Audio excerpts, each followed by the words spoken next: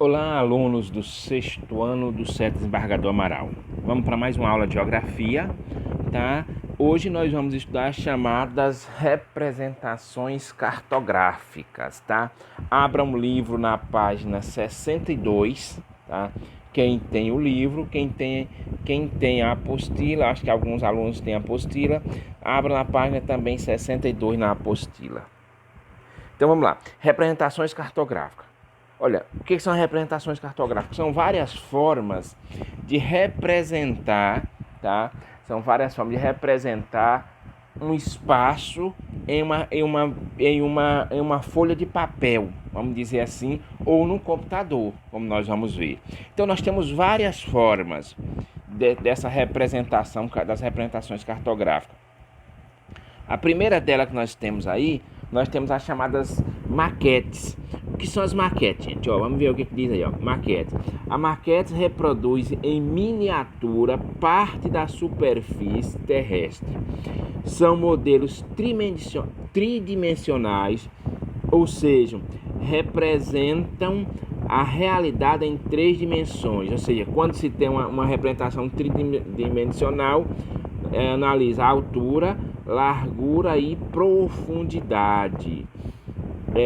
Aí diz assim, comparativamente a mapas estudados até o momento são representações bidimensionais da realidade, ou seja, eles retratam apenas largura e comprimento. Os mapas comuns, eles só representam largura e comprimento. No caso da maquete, altura, largura e profundidade.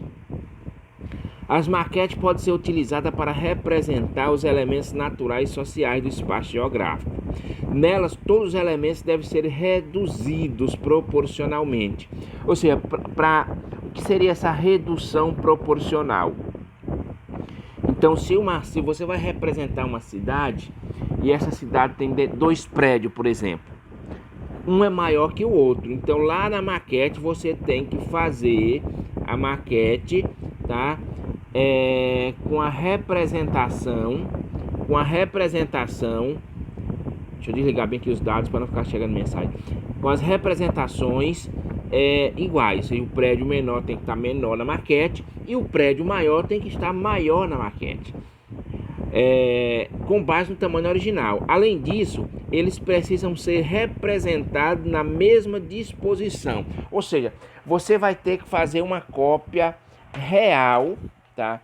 Uma cópia real da superfície que você vai representar na maquete. Por exemplo, aí na escola vocês já fizeram muita maquete, tá?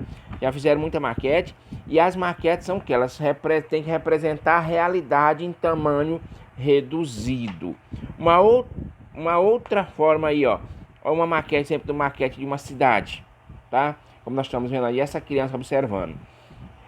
Então, as cidades, tem muitas cidades que elas são representadas por maquete também. Para a pessoa conseguir, por exemplo, a cidade de Curimatá, nós podemos fazer toda uma maquete da cidade de Curimatá ou de parte dela. Continuando aí, os croquis, tá? É uma outra representação cartográfica. O que diz os croquis são, ó? Como você já estudou na unidade 1, os croquis são desenhos simplificados, elaborados sem preocupação com escala, geralmente são feitos à mão livre, apesar de não ter rigor dos mapas e das plantas, em que se respeite, convenções cartográficas, eles são muito úteis para destacar elementos, fenômenos e informação de um determinado espaço a fim de atender a um objetivo ou uma função específica. Os croquis são para você ter uma ideia. Por exemplo, é o primeiro rabisco. Quando você vai fazer uma planta de uma casa, de um mapa, o primeiro rabisco que você faz ali é um croquis, para você ter uma ideia de o que você quer fazer. Esse tipo de representação é bastante utilizado no dia a dia, servindo a inúmeras funções, como por exemplo, localização de um imóvel ou dar orientações de um recurso a uma pessoa. São exemplos de croquis as representações usadas em brincadeira de caça ao tesouro. Se você faz aquele mapa de caça ao tesouro, Se tem alguém que para ir numa determinada casa de uma pessoa e a pessoa não sabe, você pega um papel e você desenha ali o trajeto que a pessoa tem que fazer. Ali é um croquis.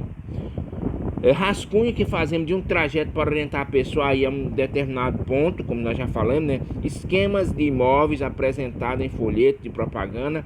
Observe o exemplo ao lado. Vamos ver aqui aí, ó. Olha o exemplo de um croquis de uma cidade.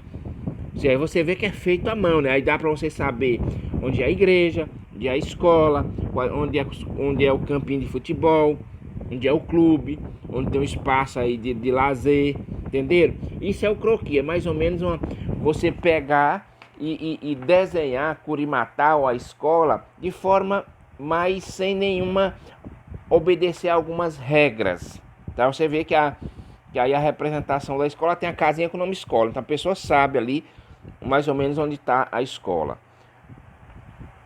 Plantas, o que são as plantas, gente? Ó, as plantas são o quê? As plantas e os mapas são parecidos, ambos seguem escala. Por exemplo, a diferença entre eles é a abrangência da área apresentada, ou seja, a planta por representar espaço menor e o mapa por representar espaços maiores. Por exemplo, qual a diferença de uma planta para um mapa?